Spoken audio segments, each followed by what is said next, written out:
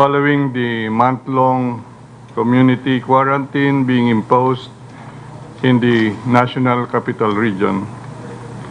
The Food Resiliency Action Plan for COVID-19 is now in full effect to ensure availability of affordable, nutritious, and safe food for the consuming public, adding that the Department of Agriculture is now expediting the facilitation of the so-called food lanes in 65 entry and exit points around Metro Manila. I will discuss this again with the IATF today in our meeting. We are coordinating with all accredited trackers, logistics, and refrigerated van operators for the faster passage of agricultural goods. We will guarantee that quarantine measures will still be observed while ensuring that we have enough supply of commodities that are arriving from other regions. The DA is mobilizing all its regional field offices to assist in seeing to it that food supplies are regularly moved to Metro Manila, of course including that of the Bureau of Fisheries and Aquatic Resources and PFDA. Regional field offices were ordered to provide assistance to accredited and registered traders or viajeros who will enter NCR in terms of access to these drop-off points and new sites for Kadiwan, Niani at Kita.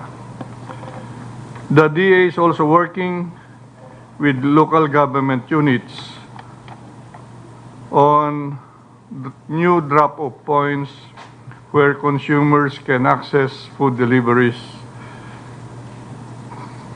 Fishing activities in Manila Bay, as well as deliveries of fish products from nearby provinces would remain unimpeded. There is no restriction in fishing activities, while ports will continue its normal operations to ensure smooth movement and unloading of fish products for Metro Manila. The DA has been anticipating and preparing for the quarantine scenario as a result of the outbreak, saying that basic commodities and other food products such as fish will remain and be readily available to the public.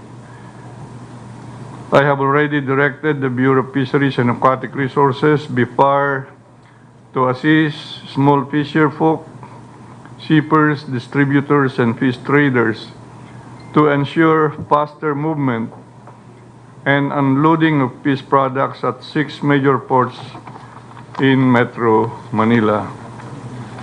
I also ordered BIFAR to monitor movement of fish products coming from nearby provinces to ensure unhampered delivery to distribution centers and target destinations. There is enough supply of fish coming from regions 1, 2, and 4B with over 10,200 metric tons of deliveries on a weekly basis, more than the 8,000 metric tons weekly fish requirements of NCR. Again, we assure Metro Manila residents that we have enough supply of food and fish in volumes we earlier reported. We will continue our coordination with other government agencies for the most efficient movement of food from the provinces to Metro Manila. The country still has rice supply good for 35 weeks or equivalent of 9 months. The 16 cities and 1 municipality in NCR will be having enough supply of vegetables with 13,000 metric tons, 11,000 metric tons of pork and chicken weekly. Now, the second part of this press conference, we would like to mention publicly and declare that we from the Department of Agriculture confirms the detection of H5N6, highly pathogenic avian influenza in Barangay Ulanin Pitak, Jaén, Nueva Ecija. The Provincial Veterinary Office of Nueva Ecija received reports of increased mortalities of 1,500 out of 15,000 quails in one farm last March 9, 2019. Immediate disease investigation was conducted by PBO, this is the Provincial Veterinary Office, in coordination with DA Regional Field Office 3 and Jaén Municipal Agriculture Office. On March 13, 30 live quails were submitted by PBO to Regional Animal Disease Diagnostic Laboratory for testing of avian influenza. The samples were tested positive for viral RNA influenza A through real-time polymerase chain reaction. The same samples were sent to BAI Animal Disease Diagnostic and Reference Laboratory for further confirmation and subtyping. These samples yielded positive for H5 and N6 through real-time polymerase chain reaction test. The PBO, along with the Jaén Municipal Agricultural Office or Officer, DA Regional Field Office 3, and Veterinary Quarantine Service, conducted immediate disease control measures to mitigate the spread of H5N6 HPAI. The DA and LGU officials are currently conducting disease investigation and contact tracing to determine the source of infection. Following the Asian Influenza Protection Program Manual of Procedures, a total of 12,000 heads were surgically stamped out and buried last March 14, 2020. Cleaning and disinfection were implemented accordingly. Surveillance around the 1 kilometer and 7 kilometer radius will be carried out immediately to ensure that the disease has not progressed around the said parameter.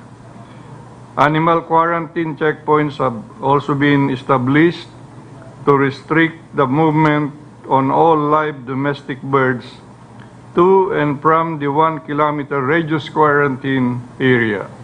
Meanwhile, day-old chicks, hatching eggs, and poultry meat will be allowed, provided that the source farms will be tested negative from avian influenza.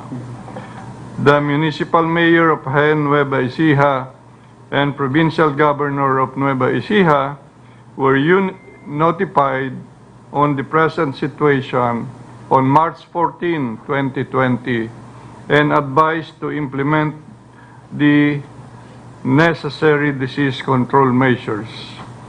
The highly pathogenic avian influenza is a disease of poultry that can affect humans.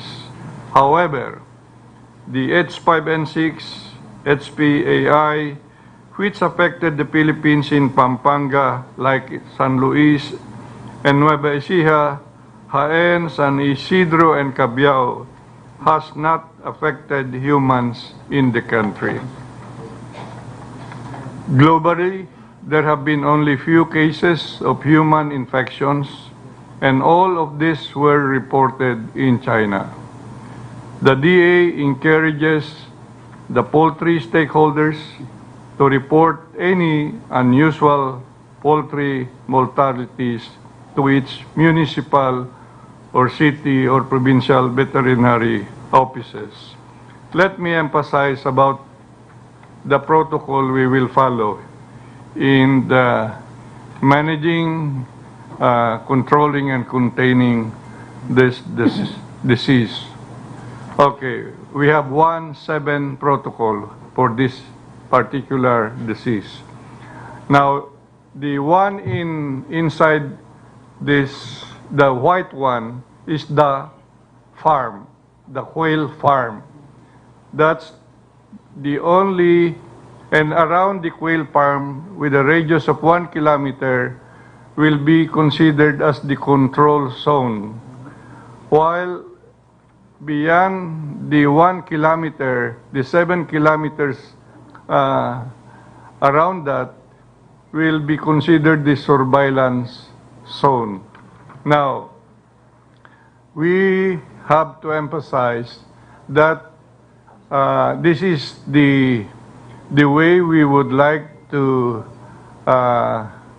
manage, control, and contain.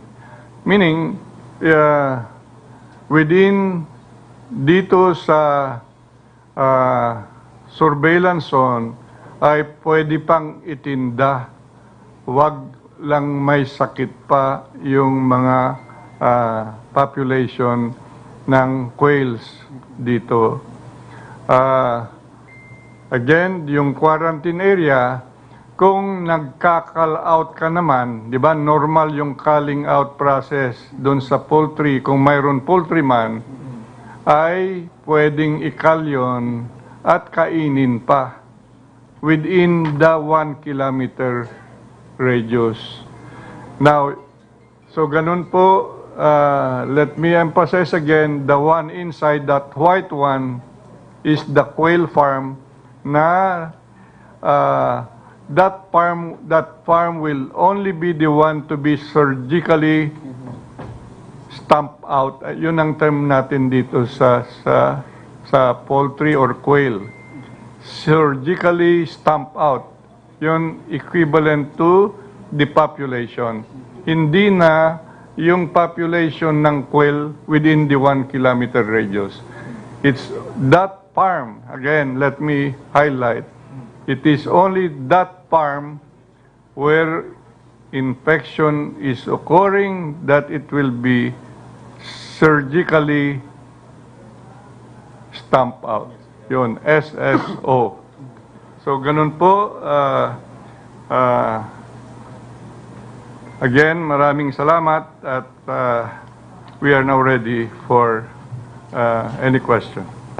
Yes, ma'am. Ms. Tina Panganiban, ma'am. Sir, about the food lanes, ngayon po kasi traffic na sa borders. Sandali ha. So, let's concentrate muna food lanes or food supply bago ito para hindi halo-halo. Sige, sir. Hindi masarap ang halo-halo itong panahon na ito. Tina. Sir, traffic na po kasi sa borders ng Metro Manila because of the checkpoints. So yung food lanes po will have a separate area and its own checkpoints. Tama po ba, sir? Itong food lanes ay na-discuss po kahapon dito sa DA at iprepresenta ko po ngayon sa IATF because we want their bus-bus para mas hindi ma-hamper yung pre-movement of goods and including food supply chain. So yun nga, sir, physically the food lanes will have its own area. Hindi siya sasali doon sa yung chine-checkpoint po. Well, that's our intention, depending on the final outcome during the meeting today. Next question po regarding food supply. Yes, ma'am, from TV5. Klaruhin ko lang po, kanina sinabi niyo you're working with LGU on new drop-off points where consumers can access food deliveries. Ano to, sir? Magsisilbing alternative sa mga groceries and mga Alternative, di ba mayroon na tayong kadiwa dati, yun, we are branching that out, more areas, more sites. Para mas maraming bagsakan na where the consuming public can buy. Any other questions po regarding food supply?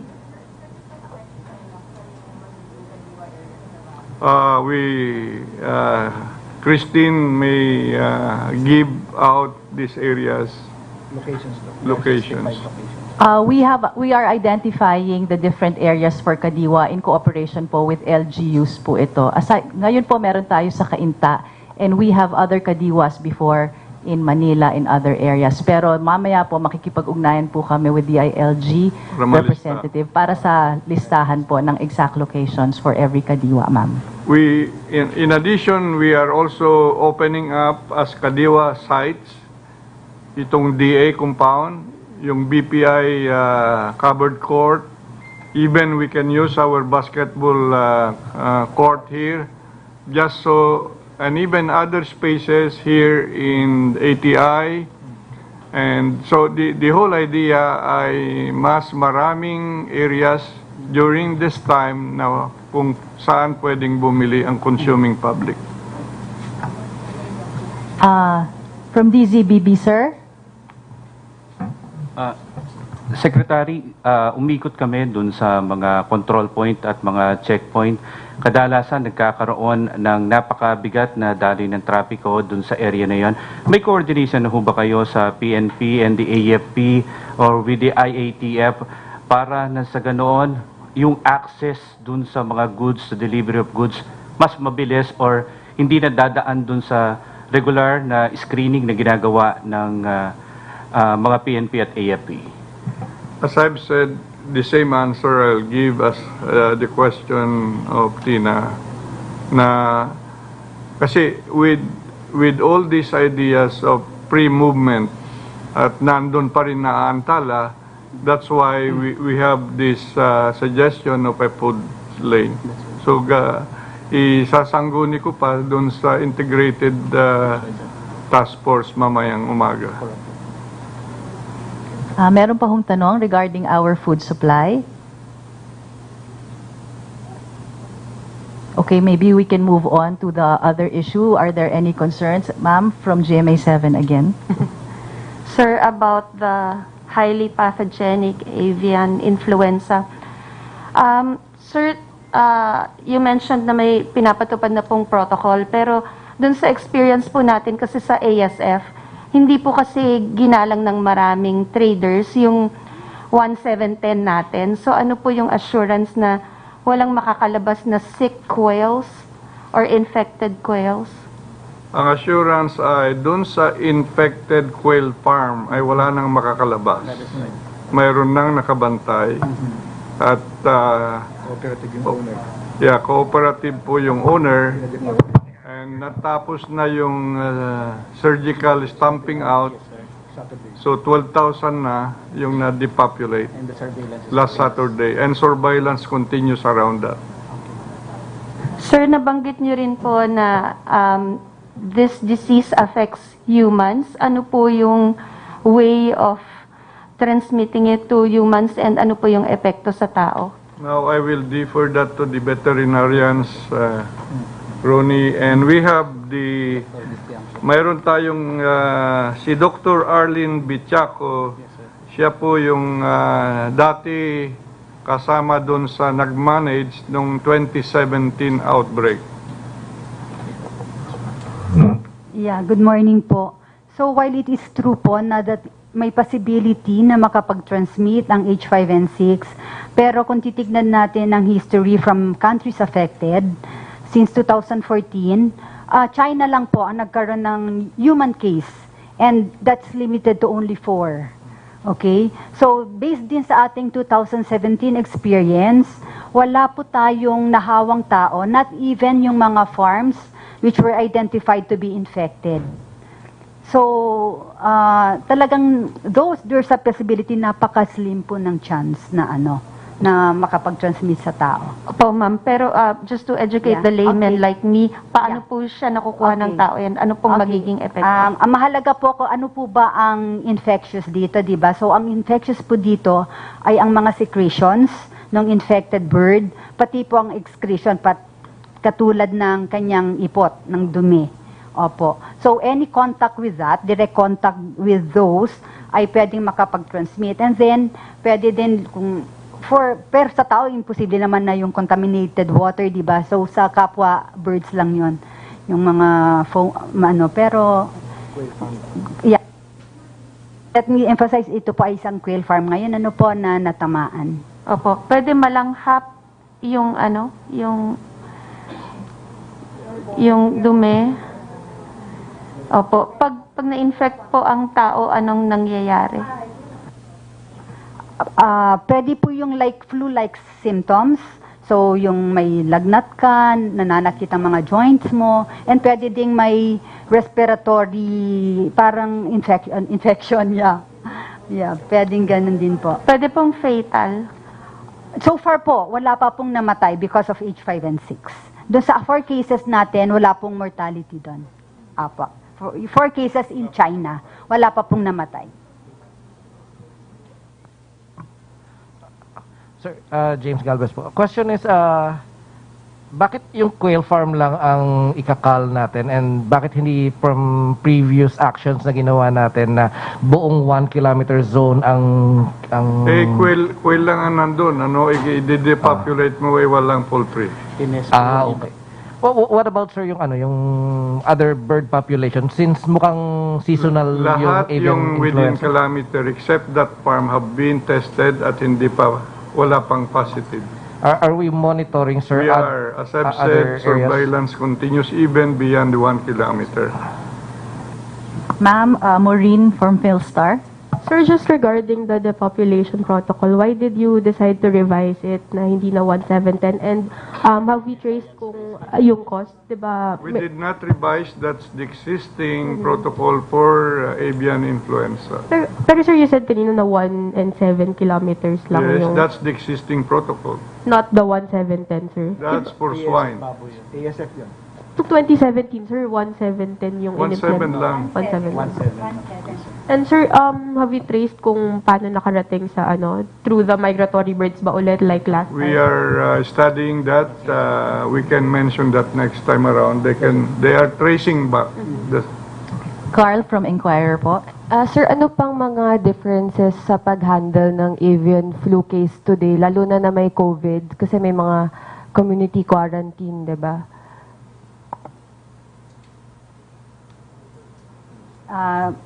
Again, ano po ang gusto niyong tanungin, Bale? Okay, specific ano po yan?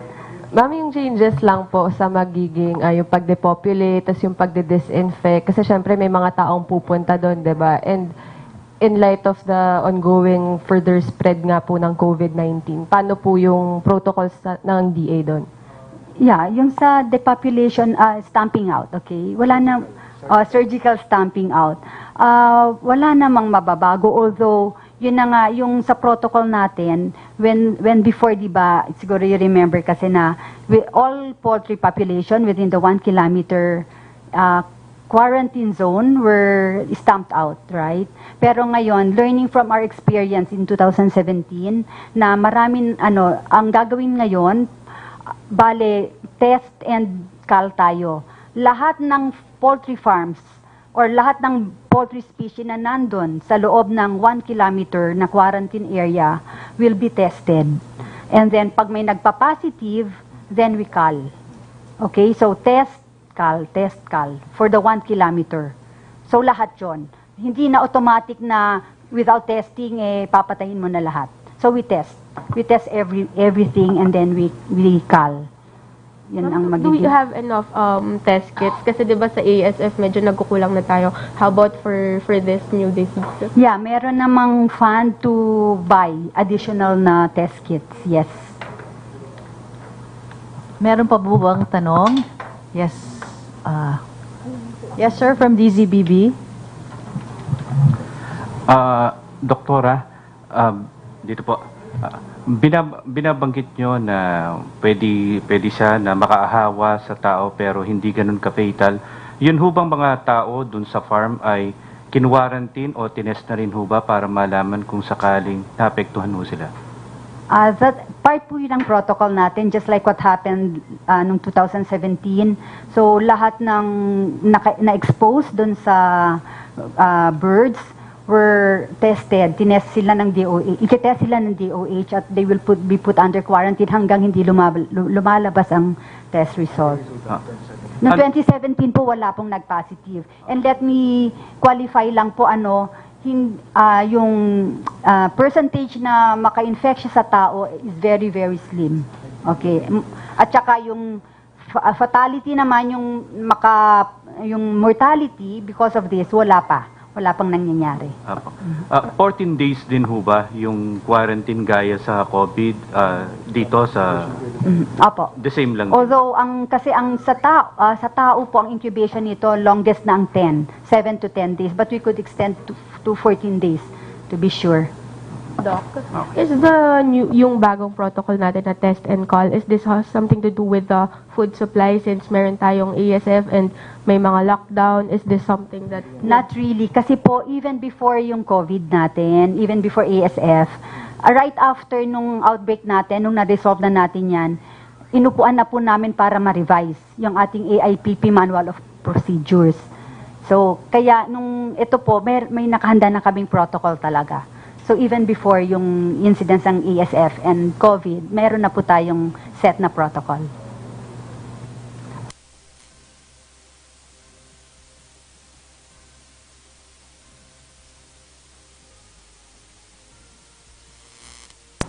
We will use our quick response fund.